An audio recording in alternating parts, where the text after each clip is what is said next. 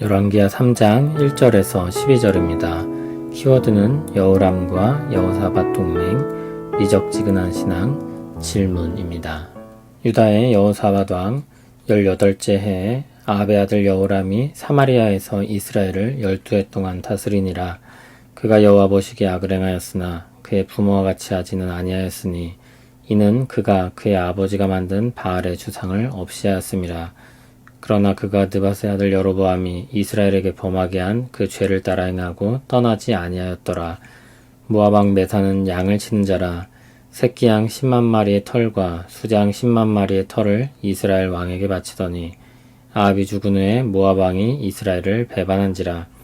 그때 여호람 왕이 사마리아에서 나가 온 이스라엘을 둘러보고 또 가서 유다의 왕 여호사밧에게 사신을 보내 이르되 모압 왕이 나를 배반하였으니 당신은 나와 함께 가서 모압을 치시겠느냐 하니 그가 이르되 내가 올라가리이다. 나는 당신과 같고 내 백성은 당신의 백성과 같고 내 말들도 당신의 말들과 같으니이다 하는지라. 여호람이 이르되 우리가 어느 길로 올라가리이까 하니 그가 대답하되 에돔 광야 길로니이다 하니라. 이스라엘 왕과 유다 왕과 에돔 왕이 가더니 길을 둘러간 지 7일에 군사와 따라가는 가축을 먹일 물이 없는지라. 이스라엘 왕이 이르되 슬프다.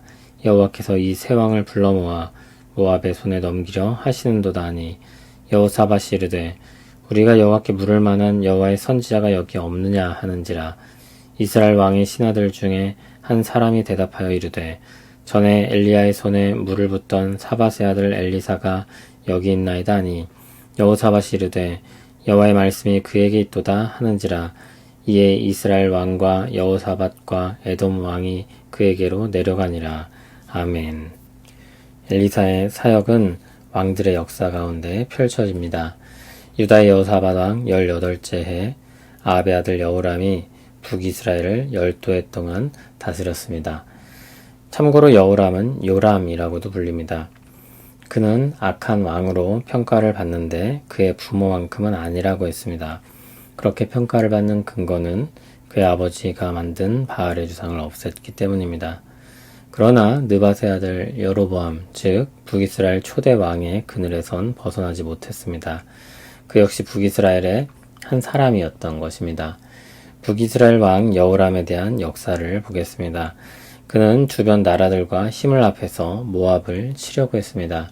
아합이 죽은 후 모압 왕 메사가 이스라엘을 배반했습니다. 그들은 이스라엘에게 바치던 조공을 끊었습니다.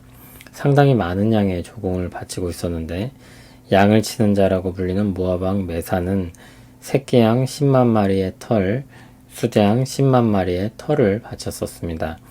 그러나 모압은 아합이 죽고 나서 조공을 끊었고 아하시아 통치 2년 그리고 여호람이 왕이 된 때까지 그러한 상황이 계속되고 있었습니다. 여호람은 그러한 상황을 바꿔보려고 합니다. 모압은 다윗 때 이후로 이스라엘의 속국이었습니다. 솔로몬 때 우호적인 관계를 맺었으나 속국의 지위는 달라지지 않았습니다. 이스라엘이 분열되고 난 후 잠시 자유를 얻은 듯 했으나 북이스라엘에게 다시 지배를 받기 시작합니다. 그 이후 4절에 보듯이 엄청난 양의 조공을 바쳤고 그것은 아합이 다스린 22년 동안 계속되었습니다. 그러나 아합이 죽고 난 후 그것을 계기로 북이스라엘을 배반한 것입니다. 6절을 보면 여호람 왕이 사마리아로 나가 온 이스라엘을 둘러보았다고 했습니다. 전쟁에 동원할 사람들을 찾은 것입니다. 그리고 유다의 왕 여호사밧에게 사신을 보내 도움을 요청합니다. 여호사밧은 아합 때 동맹을 맺었었고 아합의 요청에 적극 함께 했었습니다. 그리고 그는 먼저 왕이 되어 나라를 다스리고 있었으니 도움이 될 것이라고 여겨졌을 것입니다. 여호사밧은 아합 때와 같이 이번에도 적극적으로 그들과 함께 싸우겠다고 대답합니다. 북이스라엘과 남유다는 연합하여 모압을 향해 진격합니다. 9절을 보면 에돔도 함께하고 있음을 알 수 있습니다. 그런데 모압의 요새들과 지형을 보니 가장 가까운 길로 가는 것이 만만치 않아 보였습니다. 이에 여호람은 어디로 갈지 조언을 구했고 연합군은 요단 방향으로 가지 않고 우회하여 남유다를 지나 에돔 광야를 통해 가기로 합니다. 그러자 한 가지 문제가 생겼는데 돌아서 가는 길을 위한 보급품이 모자랐던 것입니다. 일주일을 이동하자 군대를 먹일 물이 부족해졌습니다. 전쟁을 시작하기도 전에 보급이 끊긴 것입니다. 그들의 군대는 이미 패배한 것과 같았습니다. 여호람은 절망했습니다. 그는 새 왕을 하나님께서 모압에 넘기시려고 하신다며 한탄했습니다.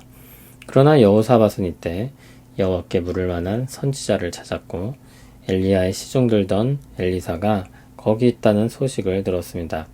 여호사밧은 그에게서 하나님의 말씀을 들을 것을 확신했고 두 왕과 함께 엘리사를 만나러 갑니다.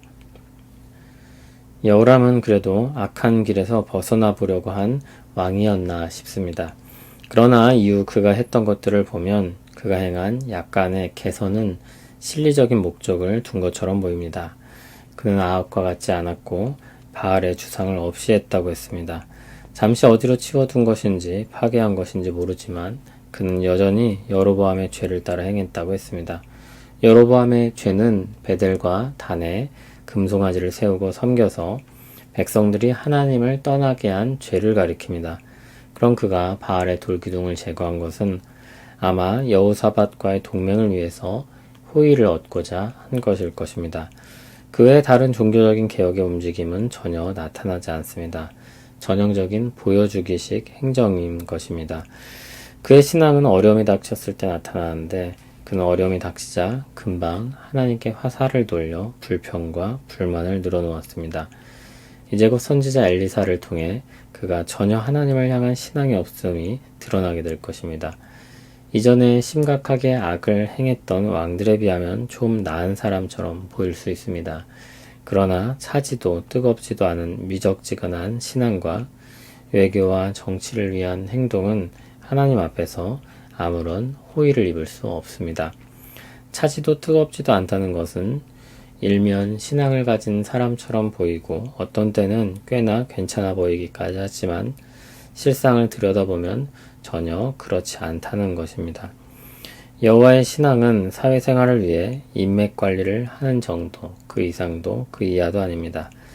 하나님에 대한 마음이 전혀 없이 하나님을 섬기는 것처럼 행세하는 것입니다. 아주 기만적인 것입니다. 그와 같은 태도는 오히려 하나님께 괘씸하게 여김을 받을 것입니다. 마음이 하나님이 없으나 하나님을 의식하며 사는 것처럼 보이게 하는 것입니다.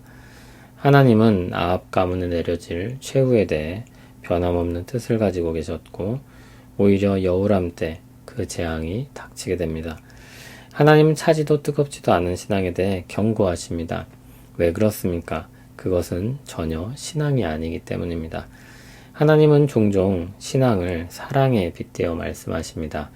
하나님께서 자기 백성을 향해 사랑하시고 자기 백성에게도 사랑을 원하신다고 말씀하십니다. 사랑은 전부를 원하는 것이니 하나님은 전부를 주시고 전부를 원하시는 것입니다. 그런 사랑에 대해 생각한다면 반쪽짜리 사랑이 가능하겠습니까? 어떤 남자가 자신은 세 여자를 사랑하니 세 여자에게 각각 3분의 1만큼의 사랑을 하겠다면 어떻겠습니까?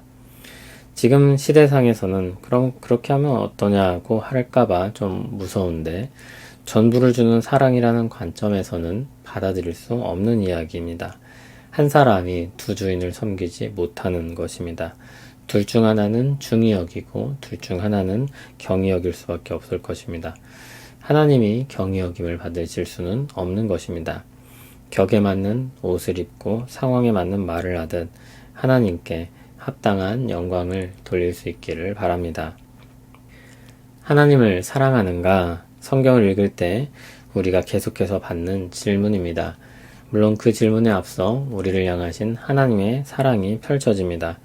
우리를 창조하시고 경이로운 세상에 우리를 두신 사랑, 하나님의 형상을 담아 지으시고 하나님과 교제하며 살게 하신 사랑, 하나님의 세계를 우리에게 맡겨 다스리게 하신 사랑, 타락하여 소망이 없게 된 사람들에게 새로운 빛을 비추신 사랑, 홍수로 끝나도 어쩔 수 없는 가운데 사람들을 남기시는 사랑, 계속해서 말씀하시고 용서하시는 사랑, 하나님이 친히 오셔서 우리와 같이 되시고 우리 죄를 뒤집어 쓰시고 죽으시는 사랑, 그런 사랑에 대해 먼저 말씀하십니다.